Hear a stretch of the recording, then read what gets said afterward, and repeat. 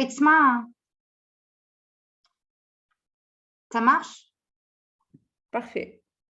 Très bien. Alors, je remercie les organisateurs du master d'épileptologie. Je remercie professeur Camoun et professeur Teki pour m'avoir invité pour vous parler de la stigmatisation à l'épilepsie, en fait, pour discuter ensemble de ce problème que rencontrent les patients, particulièrement ceux qui sont épileptiques.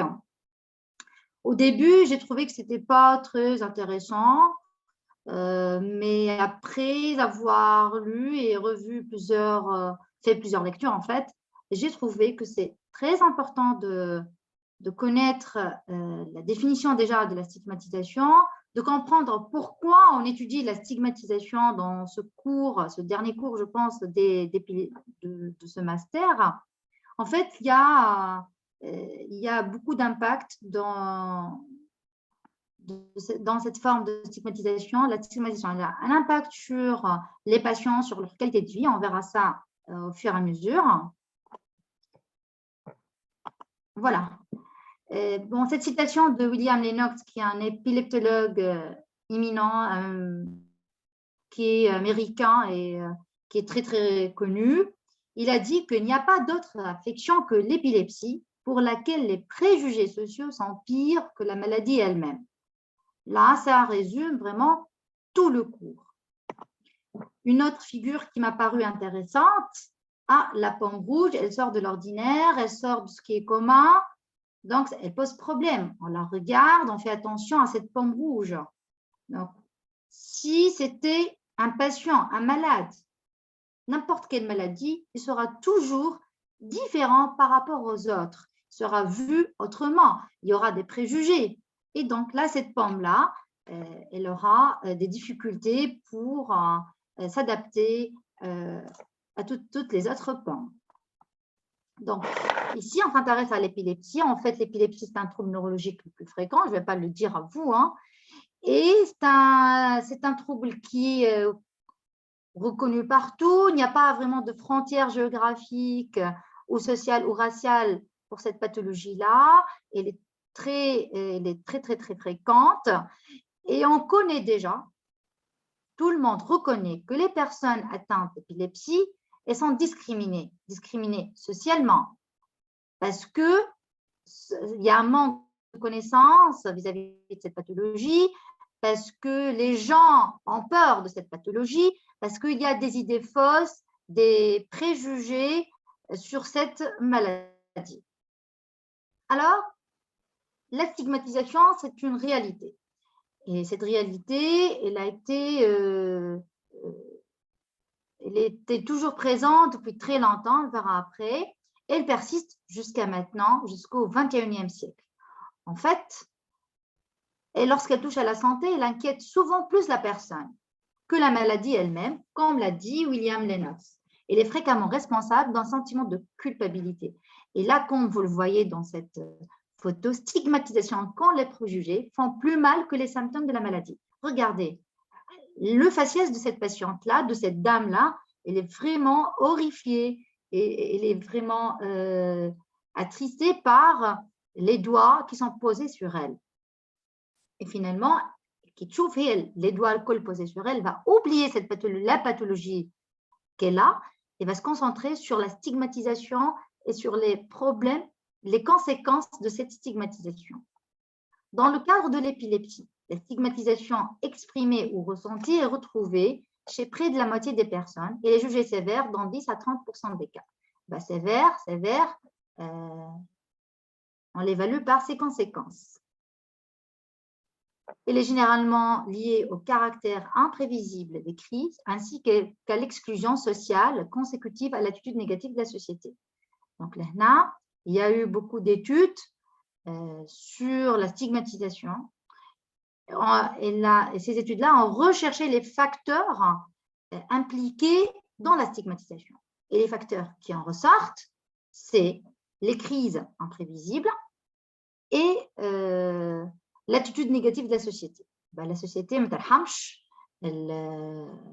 l'abed ma yahmouch, qui choufou que tu es différent, tu es porteur d'une différence quelconque, que ce soit une différence physique ou une différence d'une pathologie même mentale, tu es vu de façon négative et tu es pointé du doigt. Est-ce que vous l'avez déjà ressenti chez vos patients? En tout cas, on a fait la psychiatrie, même nous, les médecins, on a tout simplement parce que les gens ne connaissent pas la pathologie psychiatrique, ne connaissent pas les malades de psychiatrie, la pathologie mentale, et avec le manque de connaissances, le patient stigmatisé ainsi que les psychiatres aussi. Alors, qu'est-ce que la stigmatisation? Le mot stigmate, il dérive du latin stigmata, signifie marque ou brand, et du grec tout. Stigmate, ça définit une marque de honte, de discrédit, une tâche, une marque ou une caractéristique d'identification. Donc, là, qui est un peu, disons, différente, on la remarque. Alors, la stigmatisation est un processus social observé quand les éléments d'étiquetage, de stéréotypes, de discrimination sont responsables, de différences inacceptables et causent une perte du statut social. Mais jusque-là, c'est clair ou là, je m'explique encore plus? Oui, je pense que c'est clair, mais je vais leur demander qu'ils envoient des questions sur le chat parce qu'ils ne peuvent pas ouvrir les micros. Ah, d'accord. Ok, ça marche. Comme tu veux, l'interactif dima, mais bon. C'est bon. D'accord. Donc, ce qui est important, c'est la définition de la stigmatisation. C'est un processus social. J'ai une société, c'est comme ça. Il y a un étiquetage, une étiquette. Qui a les malades de psychiatrie? Ah, l'étiquette MTAO, inti mahboul, entre guillemets. Tu es fou, entre guillemets. C'est une étiquette, ou là, pour les patients, les enfants, avec autistes, ou les autres adultes, schizophrènes. Là, c'est une étiquette, d'accord? Et là, c'est une marque de discrimination. Et c'est responsable d'une différence qui est inacceptable, bien sûr, et il cause une perte du statut social. Déjà, à titre de l'étiquette, tu as une déficience mentale. Ah, tiens, ça, c'est un débile mental. Déjà, l'étiquette, il a perdu son statut social, discrimination, honte ou culpabilité. Que dire pour les patients épileptiques? Bien. La stigmatisation représente une grande partie du fardeau porté par les personnes atteintes d'épilepsie. Des auteurs ont suggéré que la stigmatisation se caractérise par une expérience personnelle de rejet, d'exclusion, d'accusation, de dépréciation, qui est le résultat d'une évaluation sociale négative d'une personne ou d'un groupe. Si vous l'avez remarqué, les consultations en théâtre, déjà, مثلا في psychiatrie, qui jouent les malades, là, mais يقول لك نحب نشوف في البيرو ما يشوفني حتى حد نجي à telle heure, j'ai pas envie de voir des personnes que je connais. علاش؟ parce que يخاف من le regard de l'autre. Ah, l'accusation, ah, انت مريض, ah, tu es malade, mais dépréciation, oh, tu as une pathologie mentale. كيف حتى في l'épilepsie, il faut toujours poser la question à vos patients. Le patient, c'est un être humain. Il a des émotions, il a un vécu, il a tout un historique derrière lui. Il faut poser la question. Salou, est-ce que vous ressentez de la stigmatisation, un rejet, une exclusion parce que la société vous a transmise ou elle, même dans le système de soins? Le système de soins, ça rate, il trace l'infirmier avec l'infirmière qui fait comment l'infirmière l'a regardé, comment deux infirmières ont parlé entre elles, ont discuté, tiens, il parle de moi, d'accord? Donc ici, il faut toujours poser la question à nos patients, parce que les patients vivent l'expérience de rejet, d'accusation, de dépréciation. Nous, en tant que médecins, on est derrière nos bureaux, donc on ne va pas ressentir tout ça. Et car il faut toujours poser la question à nos patients. Alors, quand la stigmatisation est liée à une maladie, elle est basée sur une caractéristique particulière d'un problème de santé. L'exemple, c'est l'épilepsie. Car l'existence de la stigmatisation est due à la peur des crises. Bien sûr, quelqu'un, tu vois, dans une soirée, par exemple, il fait une crise épileptique généralisée, là, il va faire des crises tonico-cloniques. La réaction et qui est tout à fait normale, c'est la peur. Les gens qui regardent vont avoir peur de cette crise. Allez, je ne savent pas ce qui est arrivé à ce patient-là. En plus, l'éducation inadéquate sur la particularité de la maladie. Donc, par exemple, la famille ne connaît pas la maladie, ne connaît pas les caractéristiques, les particularités de la maladie, il va aussi avoir peur, il ne va pas être bien éduqué. Et donc, les premiers secours, les premiers soins vont être tardifs et il y aura beaucoup de répercussions autres que les répercussions psychiatriques. Donc, les 2 points les plus importants, c'est pour vous dire que la peur des crises et l'éducation inadéquate, le manque d'informations sur la pathologie, les facteurs les plus importants stigmatisation, les plus associés à la stigmatisation. Alors, les chutes, les spasmes, les yeux révulsés, que les crises tonico-cloniques, ça a في مخي انا كي ما نقراش مثلا مانيش médecine يقول لي عمل التصرع اول حاجه تجي لبالي التصرع لا في une crise il a avalé sa langue. Voilà, ça c'est une idée reçue comme ça, c'est une idée reçue et نلقى عند اي être humain. D'accord? Pour moi, une crise, c'est une chute, ce sont les yeux révulsés, c'est affreux. Donc, toutes les idées reçues, et ces idées reçues ont un impact sur nous, sur nos réactions par rapport à ça. Et si c'est ce qu'on connaît en fait le plus, sont les idées reçues, et on connaît le moins, sont les conséquences de la maladie neurologique sur la vie quotidienne des patients. Ok, je suis médecin, je vois mon malade, je lui donne son traitement pharmacologique, en général c'est le traitement pharmacologique, mais je n'ai pas d'idée sur mon patient, sur sa vie, sur ses relations sociales, sur sa vie mentale. Je n'ai aucune idée. Bien sûr, vous n'avez aucune idée si la consultation va durer 5-10 minutes. Là, il faut poser la question. Il faut toujours poser la question, il faut donner le temps à son patient.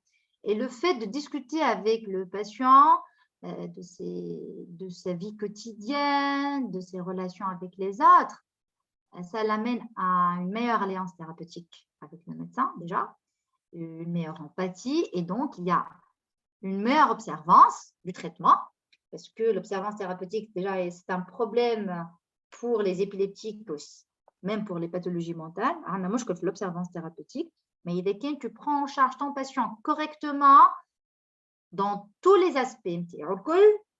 Là, tu vas gagner ton patient et tu vas améliorer sa qualité de vie et bien sûr, tu vas améliorer le pronostic de ta pathologie.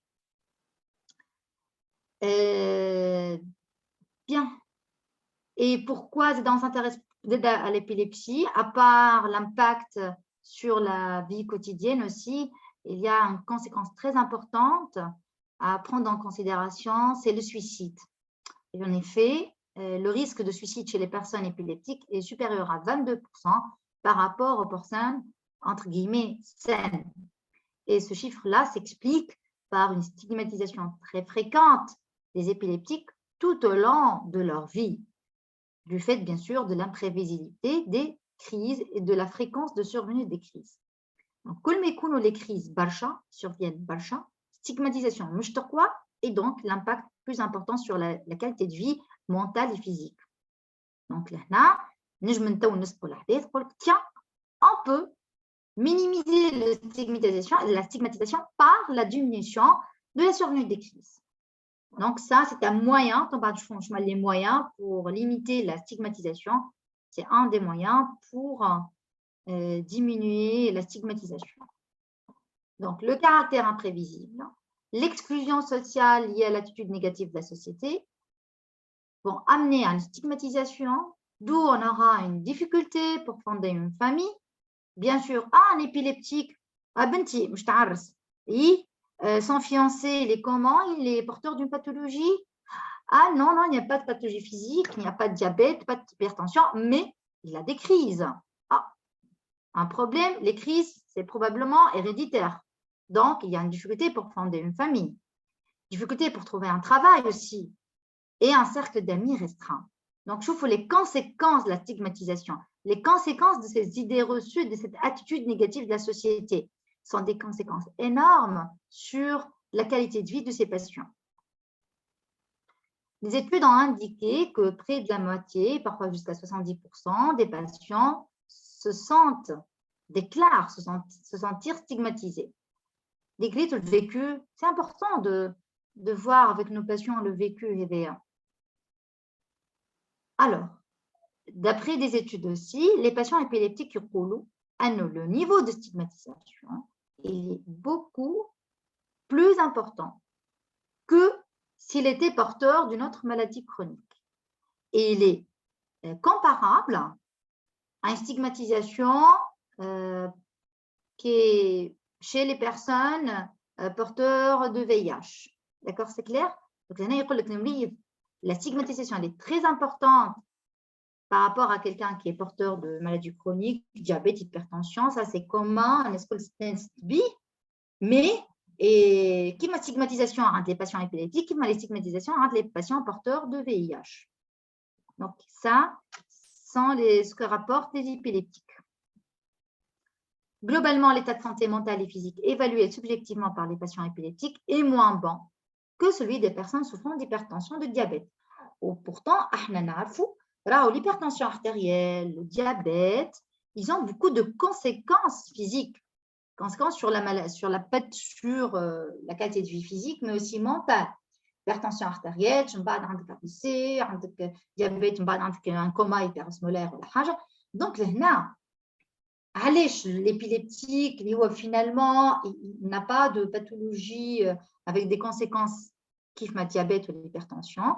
Il se sent, il a une qualité de vie moins bonne que ces personnes-là du fait du phénomène de la stigmatisation. C'est la stigmatisation qui rend sa qualité de vie médiocre, entre guillemets, les personnes qui ont une hypertension artérielle ou un diabète ou même un cancer. Là, il y a en 97. En 97, une campagne internationale intitulée « Épilepsie, sortir de l'ombre ». Et cette campagne-là, elle était organisée pour faire connaître la maladie, ne pas de choix à la stigmatisation.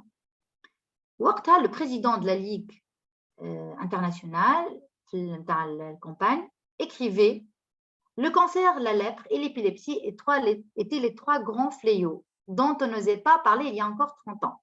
Aujourd'hui, on parle plus ouvertement du cancer, la lèpre n'est plus aussi tabou et nous voudrions qu'il en soit de même pour l'épilepsie. » Après 30 ans, le cancer, ouais, lèpre, ce n'est pas aussi tabou, mais l'épilepsie, c'est encore un sujet tabou. Il y a eu peu de progrès et là, on entend encore les patients disant qu'il est difficile de parler de leur maladie parce que leur maladie est honteuse. Les patients, c'est important de saluer les patients, تحكيوشي مع أصحابك، تحكيش مع fiancé, تحكيش مع الفامille. تحكيوش على la pathologie هذه et pourquoi. إذا كان ما يحكيوش pourquoi. Alors, maintenant, on va voir les facteurs qui affectent la stigmatisation liée à l'épilepsie, qui sont associés à la stigmatisation. Alors, c'est le poids de l'histoire. Qui m'a dit depuis très, très, très longtemps que l'épilepsie, elle est connue dans l'histoire. Mais je ne sais pas l'épilepsie qui a une pathologie neurologique. C'était plutôt, elle était décrite comme chaque type de crise était associé à une invasion du corps par un mauvais esprit spécifique. Le traitement n'était donc pas médical, mais plutôt spirituel. Et je m'explique encore les idées historiques fausses dès l'époque de la civilisation. L'épilepsie a été associée à de nombreuses idées fausses. Il y avait le blâme, la discrimination envers chaque patient et souvent leur famille. Cela s'explique par le fait que les crises d'épilepsie sont des événements soudains. qui sort de nulle part. تخيل انت تمشي في الشارع تلقى واحد عمل une crise tonico-clonique وطاح. ماكش تفهم. Ça a des mouvements, des symptômes comportementaux bizarres. Là, واحد يتفجع. Il y a beaucoup d'idées fausses, il y a des blâmes, ديما يلوموا العباد, bien sûr. Il y a de la discrimination.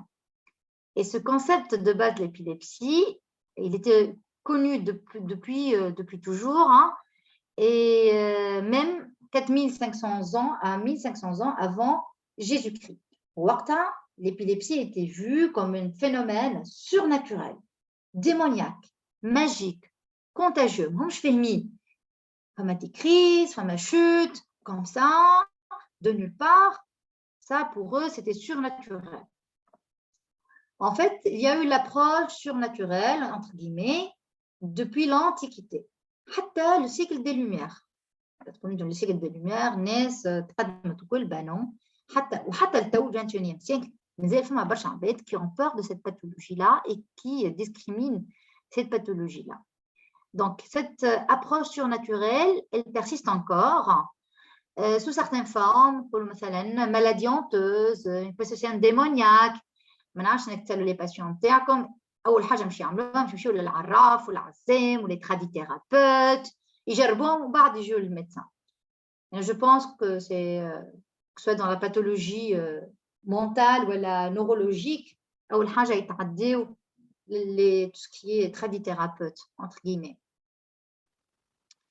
Donc l'épilepsie a été qualifiée de surnaturelle pour les babyloniens et pour eux, comme chaque crise était associée au nom d'un esprit d'un dieu qui est maléfique, malfaisant. À l'époque des Grecs, l'épilepsie était une maladie sacrée, bien qu'Hippocrate avait déjà mis l'hypothèse que l'épilepsie n'avait rien de plus divin, ni de plus sacré que les autres pathologies, ni dans sa nature, ni dans sa source. Même Hippocrate, c'est une pathologie, c'est une maladie comme les autres pathologies. Mais non, kif, femme a une réticence, l'épilepsie, donc, elle est surnaturelle. Et ces idées ont eu du mal à évoluer encore au Moyen-Âge. La cause du mal était toujours surnaturelle et liée à une possession démoniaque. Donc, شوفوا قداش l'histoire مليانة بالpossession, la possession قداش قاعدة liée بالépilepsie. لهنا كيف il y a eu une avancée chouïa dans la compréhension de l'épilepsie faite par Hippocrate dans la Grèce antique. Il a précisé que c'était qu'une maladie naturelle et c'était une maladie du cerveau. D'accord? J'aurais voulu vous parler un peu plus de l'histoire qui fait il y avait l'impact, enfin le poids de l'histoire associé à la folie, associée à un phénomène surnaturel. بعد بشوية ولات une maladie neurologique avec l'avènement تاع l'EEG. باش نطولوا برشا. Je vous invite à lire. ما حطيتلكمش انا لي ريفيرونس، نعطيكم مرجع لي ريفيرونس ترجعوا تلقاو ليستوار نتاع l'épilépsie كيفاش بدات وكيفاش وصلت باش ولات finalement maladie neurologique pour les gens. Alors, donc, le poids de l'histoire, les idées, l'histoire, elle a un impact sur la stigmatisation. Kif, les idées fausses sur l'épilepsie provenant des gens, il y a la peur, l'incompréhension, la suspicion, je fais mis, et يخلي les patients soumis à les stigmatisations sociales, y compris les punitions telles que la mort. هنا نعطيكم l'exemple في la République dominicaine. Les malades qui avaient une épilepsie, ils étaient torturés et bien sûr يقتلون في الآخر. D'accord? Donc là, il y avait, pour eux, c'est de la sorcellerie et ils méritent la mort. باش نوريكم vraiment راهو l'épilepsie عندها علاقة كبيرة ياسر بالقبل بالpossession ou le mal finalement. En Allemagne, voilà, l'épilepsie était classée comme maladie héréditaire entre 1935 et 1975 en Suède, en bas de Chouaya jusqu'au 56 kif. Malheureusement, au Royaume-Uni, n'était pas autorisé à se marier. Mais c'est pour vous dire que l'impact de l'idée historique fausse, de la possession, les phénomènes surnaturels ont conduit à la mort, la torture pour certains, pour des milliers d'épileptiques, et kif a un impact. Ils ne pouvaient pas se marier. Mamnou aliham باش يعرسوا. في l'Afrique, حاجة كبيرة, il n'y a pas de grand changement. L'épilepsie résulte d'une possession démoniaque et c'était une crise contagieuse selon leurs idées reçues. Kif en Asie, c'était plutôt une maladie héréditaire. Donc là, elle impacte négativement toute la famille et le patient n'a pas le droit de se marier. Donc c'est un peu partout dans le monde. Même en Chine, kif, c'était un trouble qui était équivalent à la folie. Et ce n'est qu'au XIXe siècle que le concept scientifique de l'épilepsie est devenu plus largement accepté. Au XIXe siècle, tiens, probablement que c'était un phénomène psychique, peut-être. Peut-être que c'était l'équivalent d'une psychique de la crise, comme des crises psychomotrices. Ils discutent. Au début du XXe siècle, avec l'approche électrique, l'EEG, c'était une pathologie neurologique avec les premiers enregistrements d'activité électrique cérébrale. Bien, donc, les idées reçues, qui est un facteur associé à la stigmatisation. Alors, il y a d'autres facteurs aussi qui sont associés à la stigmatisation. Il y a l'aspect psychologique de la pathologie. Yani, je m'explique, le comportement et l'humeur de l'épileptique peuvent être affectés par l'attitude des autres face à cet handicap. Comme les cours, comme pris toute dépression, l'anxiété chez l'épileptique. La dépression, l'anxiété, le collant, ça retentit et ça augmente la stigmatisation. Un épileptique, un mal tentative de suicide, tu seras stigmatisé. Un épileptique qui est très anxieux avec d'autres pathologies, je me connais un délire, voilà, des hallucinations, comme symptomatologie, là, tu seras aussi stigmatisé. Donc, là, cette stigmatisation, une pathologie psychiatrique comme conséquence, va retentir sur la stabilité de l'épilepsie, ainsi que le regard de la société. Un patient qui ressent le regard comme une honte, comme une culpabilité, et ça va retentir aussi sur la stabilité de l'épilepsie. Donc, c'est un cercle vicieux.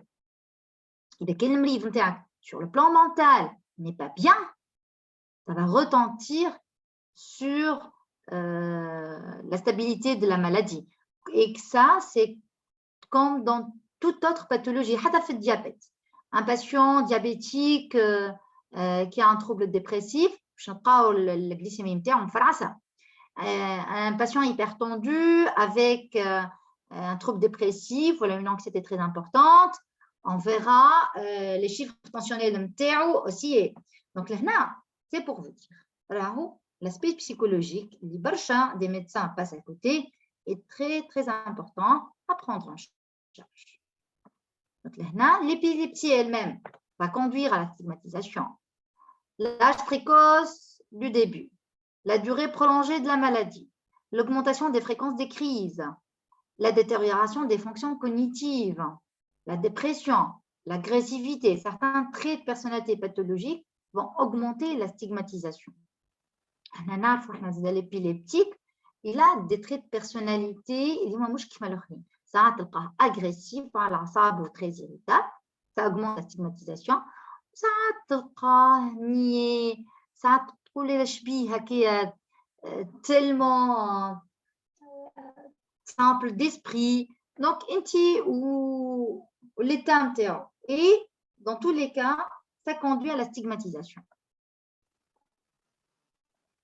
Le troisième facteur qui affecte la stigmatisation et qui augmente la stigmatisation, c'est la connaissance et les attitudes envers les patients épileptiques.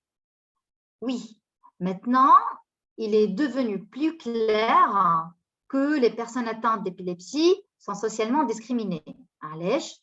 خاطر فما un manque de connaissances, que ce soit de l'entourage, de la société, des attitudes négatives, idées fausses sur la maladie. هنا باش نرجع بكم في مثلا في الديابيت ولا في d'autres pathologies يعملوا حملة. احنا حتى في التروب بيبولار مثلا يعملوا حملات تحسيسية توعوية pour le public, pour tout le monde. Donc, il y a une sensibilisation, des campagnes de sensibilisation pour certaines pathologies physiques ou en général, pour diminuer cette attitude négative et ces idées fausses sur la pathologie. هنا لقيت un article يحكي على les connaissances, perceptions et attitudes envers les épileptiques chez les enseignants. معناتها عندنا هذا bon حبيت تخدم في صفاقس مي على غالب ما صارش. Cette étude-là, علاش خديتها من l'Égypte خاطر قريبة, c'est un peu proche de nous, la même culture, la même vision. Donc, هيك علاش خليتها. Alors, chez les enseignants, هما حبوا يشوفوا les enseignants du primaire يظل هذايا حبوا يعرفوا les pensées نتاعهم, leurs connaissances. Alors, les attitudes positives étaient courantes chez les femmes, les enseignantes célibataires. Donc, les femmes معروف خاطرهم sont beaucoup plus empathiques, donc ils ont beaucoup plus d'attitudes positives envers leurs élèves épileptiques. Mais les connaissances et les études des enseignants en général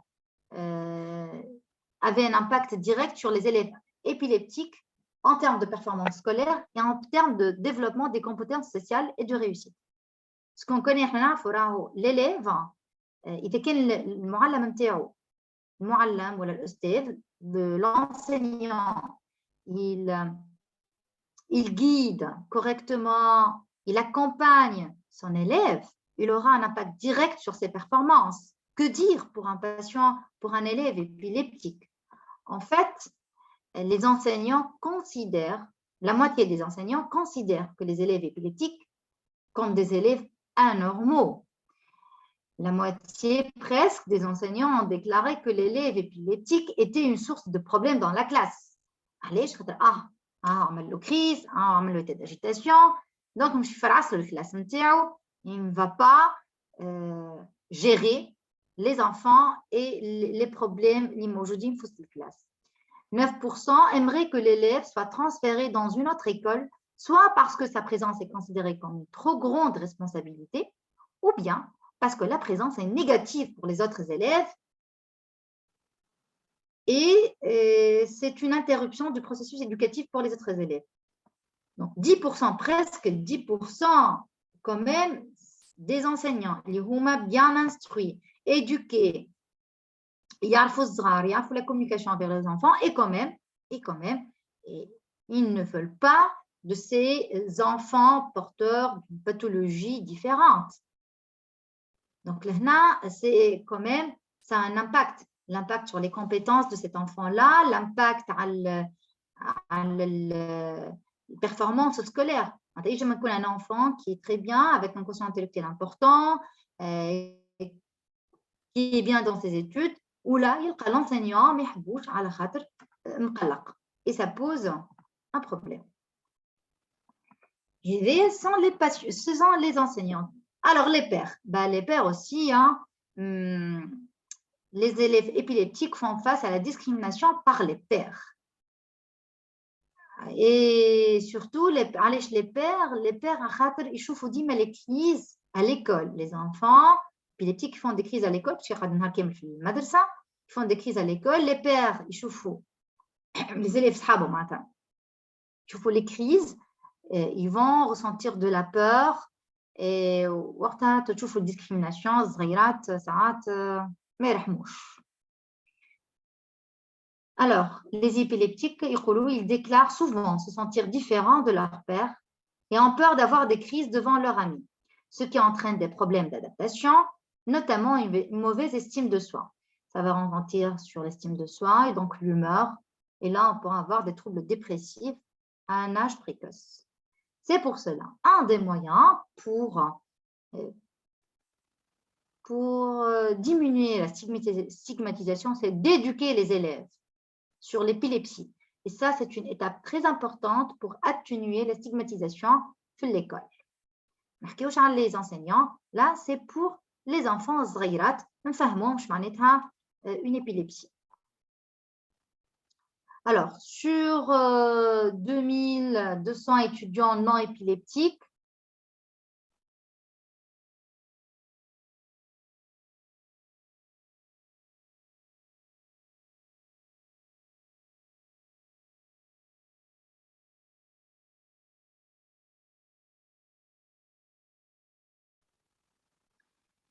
où les études, encore, ils ont corroboré le fait que les connaissances correctes de l'épilepsie étaient significativement corrélées avec une attitude positive envers les épileptiques. Alors, pour ceux qui sont intéressés par la lecture, l'article HVA, comme un petit paragraphe qui est très important. Ce qui m'impressionne le plus, c'est que les personnes atteintes d'épilepsie ont tendance à avoir une maladie mentale et des problèmes à un caractère épileptique. Là, un neurologue qui le dit. Est-ce que vous le dites tout le monde là? Mais un neurologue, normalement, c'est son champ de travail, l'épilepsie. Les personnes atteintes d'épilepsie ont tendance à avoir une maladie mentale, à savoir un caractère épileptique. C'est de la stigmatisation. C'est pour vous montrer que beaucoup, l'opinion publique considère, dans la République tchèque, l'épilepsie est considérée comme une pathologie mentale. C'est énorme. Ça date de 2002, mais c'était publié en 2021. أنا حبيت نعملها لكم كويز لكم انتم باش نعرفوا اما بون ما فضيتش. Alors, plus de 90% de la population de la République tchèque, elle pense que l'épilepsie est contagieuse. L'épilepsie est une pathologie mentale. 70% pensent que l'épilepsie est une pathologie mentale. C'est énorme. 10%, mais à 10%, il y a combien de personnes souffrent d'épilepsie. L'épilepsie, c'est une pathologie et qu'elle est traitée. Alors, l'ignorance, effectivement, elle a un poids qui va augmenter la stigmatisation. Et Martin Luther King dit, rien au monde n'est plus dangereux que l'ignorance sincère et la stupidité consciencieuse. L'ignorance et la stupidité. Et on le voit dans tous les jours. Alors, quatrième facteur qui est associé à la stigmatisation, c'est l'épilepsie non contrôlée. Bien sûr, une épilepsie non contrôlée, chaque fois qu'il y a des crises, ça va affecter la stigmatisation. Je vais une crise, et ça pose problème. Malgré le pronostic, il est bon dans l'épilepsie. Il est vraiment bon. Il y a beaucoup d'arsenal thérapeutique, mais parfois, il y a ceux qui échappent. Et c'est l'épilepsie qui est non contrôlée, non stabilisée. Elle a beaucoup d'effets délétères sur la qualité de vie des patients et elle pèse lourd, même sur la société, sur le plan coût. L'effet des traitements antiépileptiques, cinquième facteur, qui est associé à la stigmatisation, c'est les médicaments. حتى احنا في الباثولوجي منتال نمشي ناخذ دواء ما نحبوش ياخذ دواء على طول ماهوش مهبول مانيش مهبول باش ناخذ دواء ديما. Là, l'effet des traitements antiépileptiques, c'est vrai que l'effet est positif. C'est vrai qu'il va le prendre au long cours, mais savoir que les traitements, qu'il y a un revers de la médaille, il y a beaucoup d'effets indésirables, même sur les cognitions, peuvent donner des troubles cognitifs. Là, il faut éduquer notre patient. هذاك هو le plus important et c'est le message clé اللي يخرج من الكور اليوم. Alors le fardeau, ce fardeau là, la stigmatisation, c'est un fardeau pour la société, pour l'individu, pour la famille, pour la société en général. Pour l'individu, il y a un impact psychologique, un impact social, parce qu'un impact physique, il y a un risque de blessure et de mort. Un impact aussi sur le travail, puisque l'enfant atteint d'épilepsie, ou l'adulte atteint d'épilepsie, mais je me par exemple, ne peut pas cuisiner. على خاطر نخافوا لا يمشي للبيسين يتيح يغرق، يمشي يطيب حاجة خافوا لا يتحرق بالنار. Donc là, il y a beaucoup de problèmes. Et c'est vraiment un fardeau. Un fardeau pour ce patient-là, il va souffrir d'une baisse estime de soi, même d'une irritabilité. Il y a une modification des traits de caractère, entre guillemets. Il y a donc une souffrance. Ce qui est intéressant, il ne faut pas passer à côté d'une souffrance psychologique. Soit le médecin, le neurologue, ou là, il peut l'adresser au psychiatre, tout en expliquant, bien sûr, là, le psychiatre, le médecin des fous. C'est un fardeau aussi, surtout pour la femme. La femme va se poser des questions. Ah, est-ce que je peux avoir une grossesse? Je peux faire une contraception? Est-ce qu'elle a un impact sur mes menstruations? Donc, il y a beaucoup de questions que l'épileptique se pose. Et ce questionnement-là va entraîner des troubles anxieux et ça encore, ça va alourdir le fardeau psychologique de la stigmatisation. Bon, le fardeau social. Donc, je trouve un fardeau psychologique, le fardeau social de la stigmatisation. Un fardeau social puisqu'on ne peut pas se marier, ne peut pas aller à l'école, ne peut pas travailler. La scolarité, elle est difficile du fait de la stigmatisation des pères, des professeurs, des enseignants. Kif, l'épileptique, il a des difficultés scolaires ou le col. Donc, مشيقة مشاكل. Un fardeau culturel puisque il y a ceux qui pensent que c'est de la sorcellerie, c'est de la folie, c'est حاجة démoniaque. Donc لهنا فما شكون يقول لك يتبع les idées reçues هذوما oui, ça va retentir à la vie de le patient interne. Le fardeau économique, bien sûr, il y a des répercussions sur la famille. Je نمشي عاون في الخدمة mais je نمشي عاون في خدمة الدار ولا في الخدمة باش يجيب de l'argent à la maison. Il ne peut pas contribuer adéquatement à l'économie familiale, de un. De deux, le coût des médicaments. حاجة أخرى, certains parents ne peuvent pas s'occuper de leurs enfants, sauf si ils quittent leur emploi. Donc, il y a beaucoup de parents qui quittent leur emploi pour s'occuper de leur enfant. Et il y a une perte de revenus dans le foyer. Et là, ça va coûter très cher pour la famille sur le plan économique. C'est vraiment un fardeau économique. Et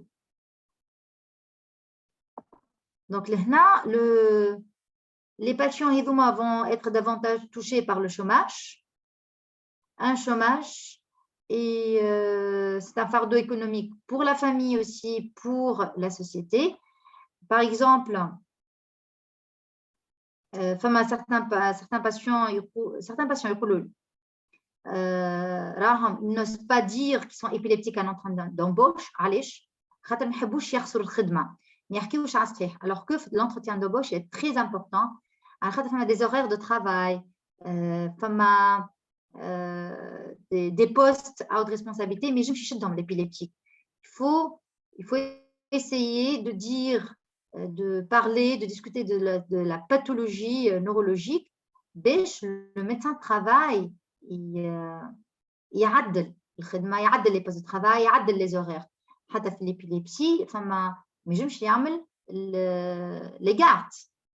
des gardes de nuit, enfin, في المعامل ما باش des gardes de nuit, mais je نمشي نعملهم خاطر ça إذا كان السمع يولي perturbé, bien sûr, la stabilité نتاع l'épilepsie sera touchée. Donc, là, le fardeau économique, c'est le travail qui est touché, c'est l'embauche. Il y a beaucoup de chutes, il y a un danger, il y a même un absentéisme, une moindre productivité, il y a même des erreurs au travail. Et donc, il y a beaucoup de risques liés à l'épilepsie. Kif, comme l'embauche, il faut discuter de la pathologie, ça c'est très important. Il y a un problème d'insertion professionnelle, d'une part, l'employeur ne connaît pas la pathologie, n'est pas bien éduqué. D'autre part, parce que le patient se sent stigmatisé, mais il y a la pathologie neurologique. Ou d'autre part, ce patient-là a honte. Il a honte, en plus, il a besoin de travailler. Donc, généralement, disons, les directeurs, voilà, ceux qui embauchent, ils ont besoin de gens qui travaillent, qui sont productifs. Moi, je barbède, entre guillemets, et qui font beaucoup d'absentéisme. Alors, donc les stigmatisations, on verra l'expérience vécue chez les patients. Ils vivent leur expérience de stigmatisation dans les écoles, dans les systèmes de soins et dans les milieux de travail, et même dans leur vie de famille. La stigmatisation perçue par les autres, la réaction psychologique à la stigmatisation, on va voir les stratégies. Et ça, c'est très, très rapide, c'est à peu près la même chose. Donc, dans les écoles, les patients sont victimes au cours de leur cursus même universitaire, abus, discrimination, préjugés. Et les raisons, c'est le manque de connaissances. Une étudiante de 18 ans a dit, à l'école, parfois, les camarades de classe ne veulent pas être avec moi parce qu'ils ont peur d'être témoins d'une crise. Alors, oui, on m'a taquiné, les gens m'appellent spécial, comme si j'étais un enfant spécialisé. Et je pense que c'est dégoûtant. Rito, le vécu, ce système de soins, il y a certains patients, ils décrivent qu'ils ont été ignorés, discriminés et même manqués de respect. Là, j'attire votre attention en tant que neurologue et médecin. Il faut se concentrer sur l'être humain, moi, seulement sur la prise en charge. Là, le fait comme stigmatisation dans le système des soins, alors ça a été rapporté dans la littérature, c'était rapporté par les patients. Les patients, les médecins neurologues, ils se concentrent sur le traitement pharmacologique, ils changent le traitement, le médicament, et ils oublient l'être humain qui est devant eux. Donc, là, soyez sérieux avec vos patients concernant les opinions de terrain. Une information, dites-leur cette information-là. Préoccupez-vous du vécu de votre patient.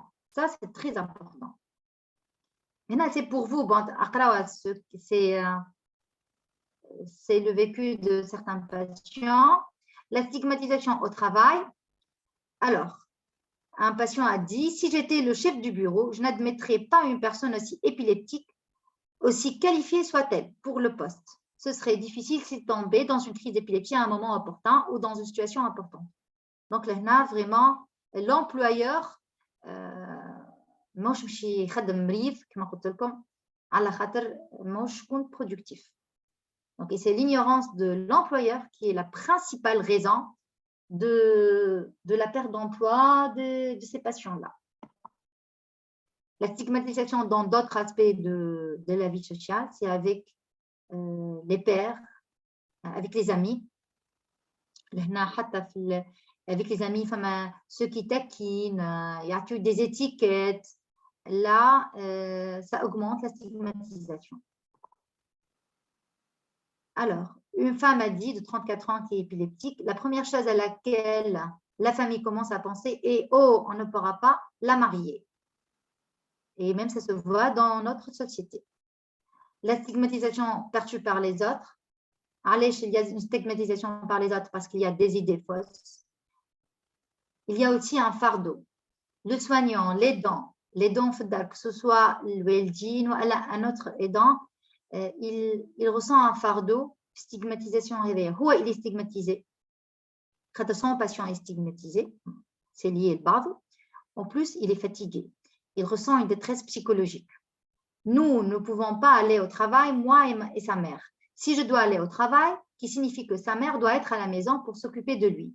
Et nous avons dépensé beaucoup d'argent pour essayer de trouver son traitement et c'est très difficile. Les dents, c'est la maman. Donc, les réactions psychologiques à la stigmatisation, c'est la honte, la gêne, la frustration, la culpabilité, la solitude et la tristesse. Bien sûr, le manque de confiance en soi, l'image de soi qui est altérée, ça va conduire à un trouble dépressif. Là, je ne vais pas m'attarder à la honte, la solitude et l'isolement. Un épileptique et même les aidants, ils auront une vie relationnelle très restreinte. L'épileptique, il aura une vie relationnelle restreinte à ses aidants, à Kao, ou le médecin. Alors, je suis assis seul, le téléphone ne sonne pas, à moins qu'ils appellent d'ici. Et Epilepsy Foundation, pour faire des thérapies de groupe. Sinon, alors, ce qui nous intéresse, ce sont les stratégies pour lutter contre la stigmatisation. Le patient utilise différentes stratégies. Maintenant, la dissimulation.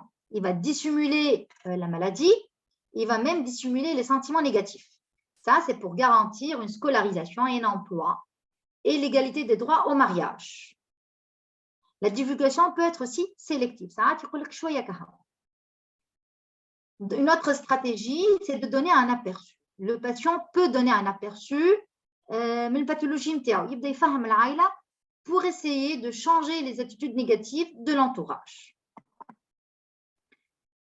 Une autre stratégie, mais qui n'est pas très idéale et qui n'est pas très adaptée, est l'isolement social. C'est une mesure de protection comme mécanisme de défense, disant, mais ça conduit finalement à des troubles psychiatriques. Il va s'isoler et il va utiliser l'isolement comme stratégie pour faire face à la stigmatisation. Alors, comment minimiser la stigmatisation de l'épilepsie pour nous, soignants? Il faut améliorer les connaissances et l'attitude face à l'épilepsie. Deuxièmement, l'effet de la religion. Et là, je n'incite à rien du tout, mais ça, je l'ai trouvé dans un article et c'est très intéressant, où l'action légale et réglementaire. Yani, augmenter, éduquer et agir sur les fausses idées et la stigmatisation.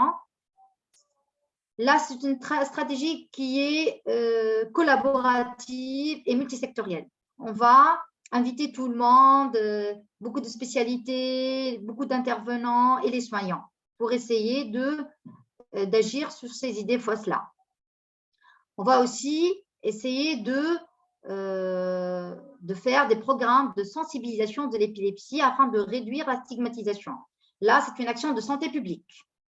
Action de santé publique pour les enseignants, les employeurs, kiff, pour les gens qui travaillent dans les systèmes de soins, pour les intervenants. Donc, là, c'est l'action de sensibilisation qui est très, très importante. On essaie de sensibiliser, c'est pour diminuer la stigmatisation d'une part, mais d'autre part aussi pour essayer d'offrir un accès plus simple, plus facile aux soins, avec des traitements disponibles. Les patients épileptiques ont l'accès aux soins. Améliorer les connaissances, les connaissances erronées, les ajuster, reconnaître les aspects psychosociaux de l'épilepsie. Il faut faire plus d'efforts supplémentaires pour éduquer les enseignants, les étudiants, une sensibilisation à l'étiologie, à son étiologie de l'épilepsie, une sensibilisation par des programmes éducatifs afin de diminuer la stigmatisation. On a l'effet de la religion, je ne vais pas m'attarder là-dessus. Toutes les religions, que ce soit l'islam, le christianisme, le judaïsme, le Coran appelle à accepter la maladie. Ou c'est vrai, on le voit dans la pathologie mentale. Lorsqu'on accepte la maladie, lorsqu'on est plus tolérant avec la maladie, on respecte les gens malades, on est beaucoup mieux, on s'adapte mieux et on est beaucoup plus à l'aise, il y a moins de stigmatisation. Il y a un coping religieux. هنا في البسيكاتري احنا نشوفوه يقول لك لا هذاك عقاب من عند ربي والكل. فما le coping religieux positif et négatif. Là, c'est le coping religieux positif. Il accepte la pathologie et il est tolérant face aux patients malades. Donc là, pourquoi pas, on peut s'inspirer des différentes religions pour éduquer nos patients. Action légale et réglementaire, mais peut-être que d'autres pays, ils ont des lois باش يدافعوا على les patients اللي يحسوا بالstigmatisation, surtout pour les gens handicapés. Donc هنا pourquoi pas يعملوها. Et comme ça, ياخذوا حقوقهم. C'est pour avoir tous les droits, même le droit de se marier de façon égale. Donc là, j'ai résumé les différentes stratégies. Les différentes stratégies qu'on peut faire, les messages clés. Alors, la stigmatisation, c'est une conséquence très pénible. Elle a un impact sur la relation interpersonnelle, santé générale, le travail et la qualité de vie. L'éducation, c'est le moyen le plus efficace, avec bien sûr la stabilisation de l'épilepsie. Et finalement, l'histoire de l'épilepsie peut être résumée par 4000 ans d'ignorance, de superstition et de stigmatisation, suivis par 100 ans de connaissances, superstition et stigmatisation. Très parlant. Voilà, je vous remercie. Maintenant, je passe aux questions, Haka.